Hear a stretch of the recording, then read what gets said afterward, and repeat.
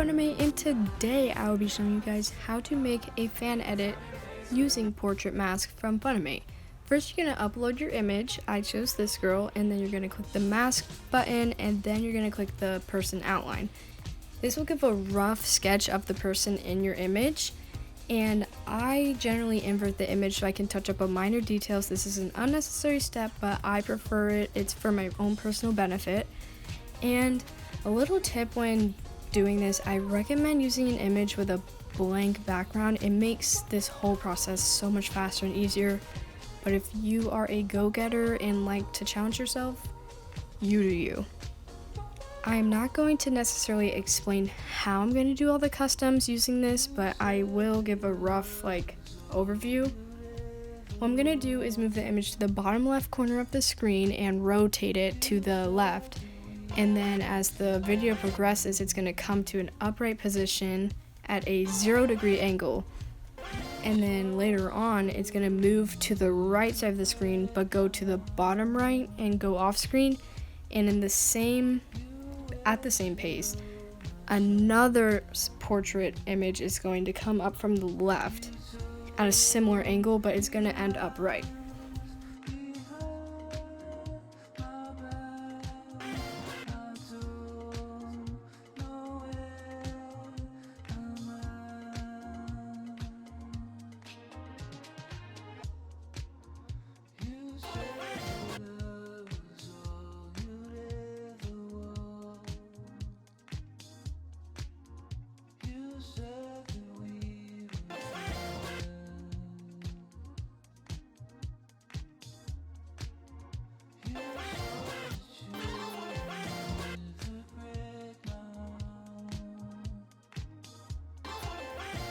We are starting our second portrait mask image, and what we're doing is duplicating one of the previous ones, so the customs transfer, but we're going to have to remask it because when you replace an image, the mask doesn't transfer.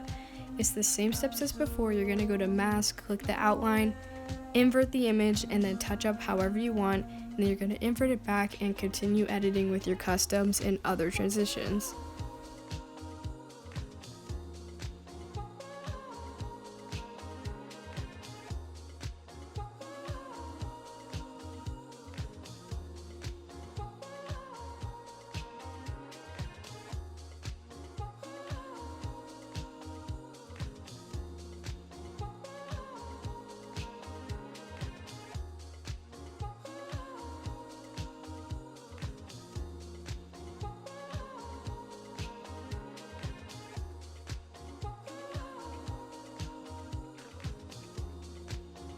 This is the main idea of what you need to know when using portrait mask for fan edits, but as usual, there is always something extra to do or learn. So what you're going to do is duplicate your mask that you have made in the bottom mask, the one that is underneath the original. What you're going to do is go to blend and click the effect add. This will make it white underneath, and this will be the shadow. You're going to move it slightly to the right, above, or to the left to add a white shadow on your portrait mask edit. This adds a nice detail to your editing, and I personally think it looks better, but as usual, it's always an unnecessary addition that is up to you to choose.